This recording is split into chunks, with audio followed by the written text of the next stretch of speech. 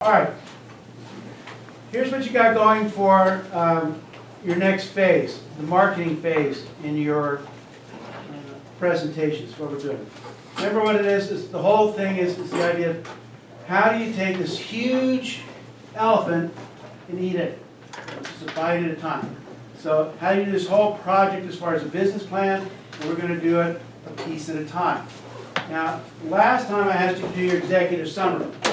Your executive summary, I want to use kind of as a roadmap of the where you're going to go with this project. And you know, the presentations came in. When I had you all grade them, most of you gave yourselves pretty low grades on them, which I agreed with.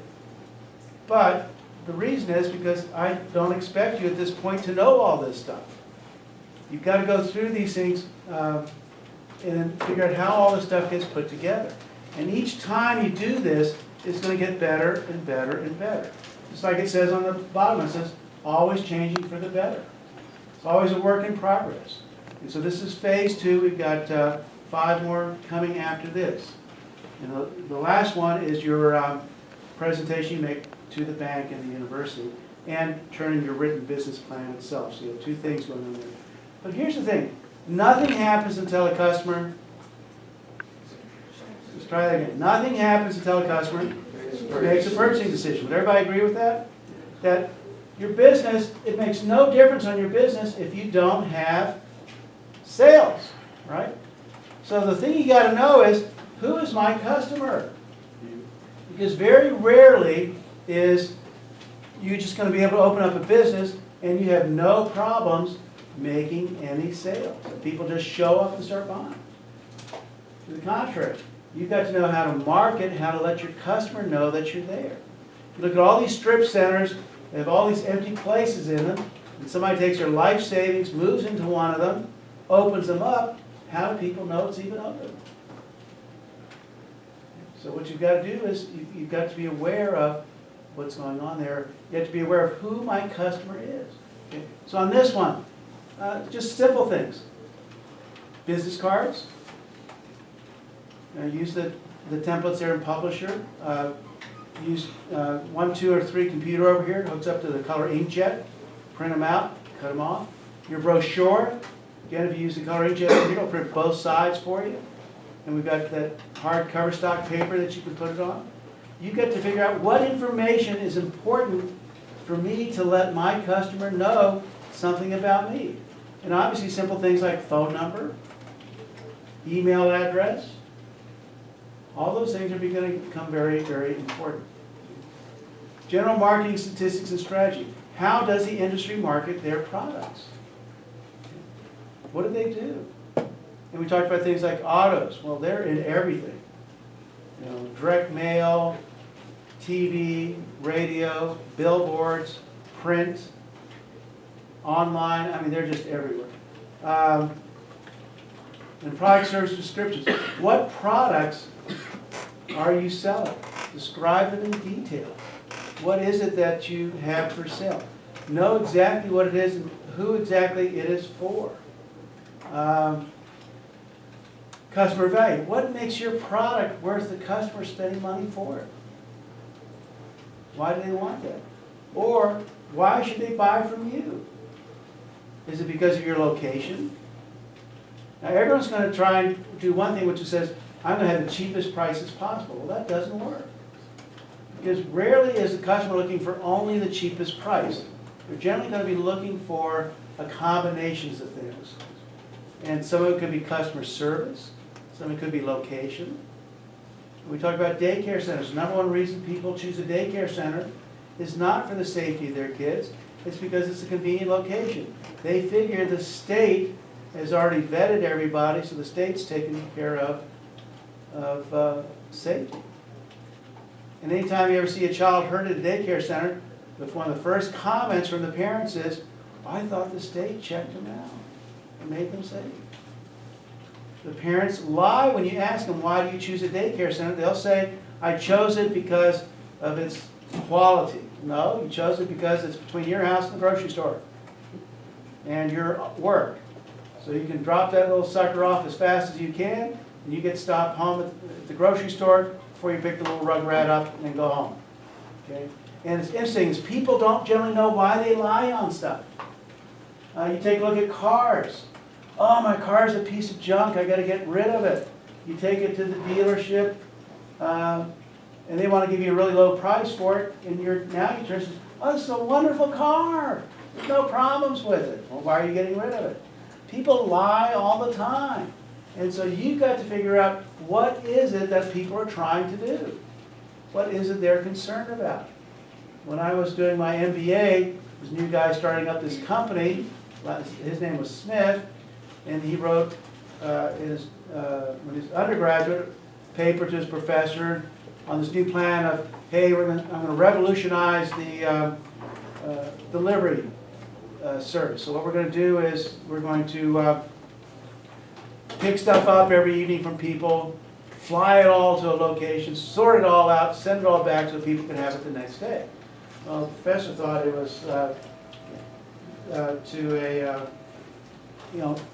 that really was kind of a far-fetched idea. It wasn't workable. Gave the guy a C on the paper. The guy's name was Fred Smith. And so every year, Fred Smith from FedEx signs a copy of his annual report and FedExes it to that professor. But I looked at it and says, well, this isn't really going to work. It's because you can airmail something for 14 cents.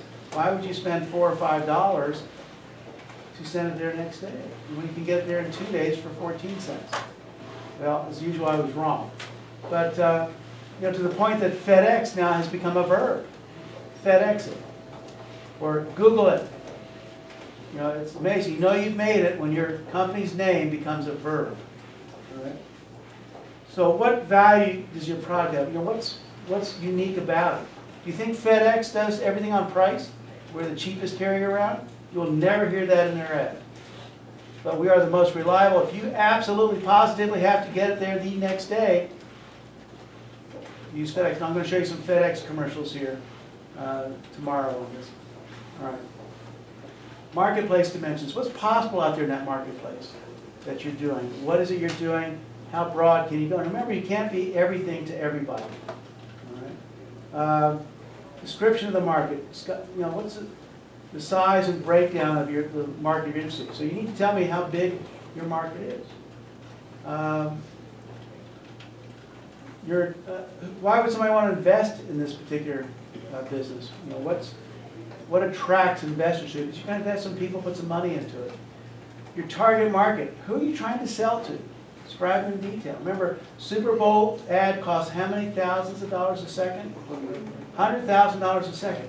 So you don't want to put a Super Bowl ad up. You have to be a little restaurant that serves a 2-mile area around you. And then think about how far are people going to come travel to you? If you're setting up a restaurant, you're not going to travel 40 miles to come to you. Generally, it's about 2 miles. How many other places are they going to pass before they get to you? Key prospects. Who's going to buy today? Who's going to buy right now? In the car business, one of the things we looked at is just who totaled their car out the day before, 2 days ago. They're definitely interested in buying a car right now, aren't they? So those are our key prospects. Size and growth of the current market. Is it growing? Is it getting bigger? Is it getting smaller? Cell phone market is going where? Down. But there's still niche markets there for people that want to sell phones to old folks that have big buttons on them, right? But the smartphone market is going where? Now what's happening with tablets and smartphones? Aren't they kind of merging together? Don't you see laptop sales dropping? Which is interesting. Desktops, there are not many of those being sold anymore. Laptops, for the first time, seem to be dropping, but these new little tablets and smartphones are really gaining popularity. You put the mirror back, you look fine. Okay, so marketplace dynamics. How does the industry work? How does it sell its products or services? Who's the boss? Mentioned in this area, who's the boss in setting prices for gasoline? Who sets the price for gasoline in this area? QT, Quick Trip. You do a great job with it. Most of the people around peg their prices to what QT's is. Okay? Why do customers buy? Sometimes it's a product they need, sometimes it's a product they want. So why is it that way? We'll come down to it. Let's talk about direct competitors. In the sports area, we said if you're setting up a new sports goods store, who's your direct competitors? Guys, come on, sit up, please. Who's direct competitors? Who? Sports Authority, who else? Come on. Nike, who else? Come on. Walmart, Target, Kmart, pretty much anybody that's a retailer on it. But who's indirect competition for sporting goods? No, Dick's would be a primary competitor. How about yard sales? Goodwill? Yeah? eBay? Thrift stores? Yeah. So you've got all these places. Their primary goal is not to sell any particular product, just sell stuff that people donate to them. Or eBay, stuff that I want to get rid of. But they can make a significant dent in the market. What's your competitive strategy? What's going to make you different than the competition? And if you put price, you're not going to head the right way, because price is not something you can compete on when you just first enter the market. Unless you're entering big, you have some other competitive advantage to go along with it. Because people that are already entrenched in the market, they're going to drop their prices and they're going to run you out of business. They can do that. They're already there. They have more to lose than you do. What are your competitors currently doing? How they, what's happening with them? Are they starting to change, focus, do different things? Is there a change in the market coming? You don't want to get in there and be too late. You don't want to be there to be too early either. Okay?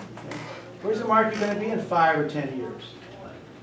What's it looking like? How much does the industry spend on advertising, marketing? How much are you going to spend on advertising? What are your promotions going to be? What are you going to do for different seasons? The number 2 selling event season now is what? Number 2. First one is what? First selling season has always been Christmas. What's the second most common now for sales? Halloween. Halloween sales have increased horrendously. It's going to be a real interesting market. Are you going to, somebody mentioned clothes stuff. You got tax-free holidays. You take advantage of those where there's no taxes on clothes or certain electronic items or school supplies. In fact, I think they have an appliance tax-free day coming up here very soon. So you're talking about saving 6% on a $1,000 appliance. It's a fair chunk of change. Public relations. How are you going to get your name out there in a positive light? How are you going to do some things that are good? Avon did the breast cancer walks, and certain things are associated with different companies. And then the last one is you've got to have a website these days, and you pretty much have to have an app. Pretty much every one of the major retailers now is talking about, go download our app.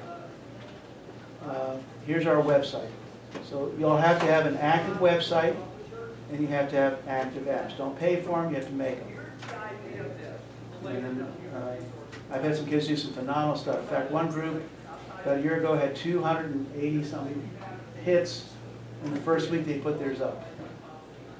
They made it look so good that people wanted to buy their products. All right, so any questions on what you've got work coming up here? Thank you.